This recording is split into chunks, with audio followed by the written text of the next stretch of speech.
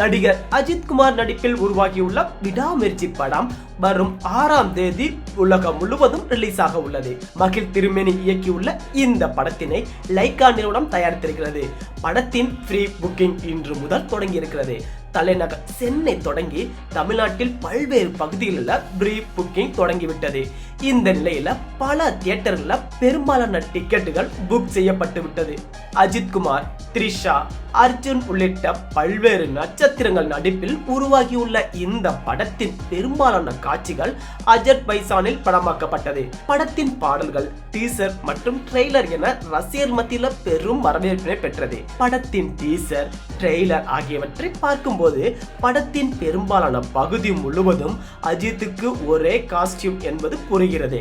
இது மட்டும் இல்லாமல் படம் அஜித்தின் வழக்கமான படமாக இல்லாமல் முற்றிலும் வித்தியாசமான படமாக எடுக்க வேண்டும் என திட்டமிட்டு இந்த படத்தினை படக்குழு எடுத்திருக்கிறது. படத்துல அர்ஜுன் மற்றும் ஆரவ் வில்லன்களாக நடித்திருக்கிறதாக சொல்றாங்க.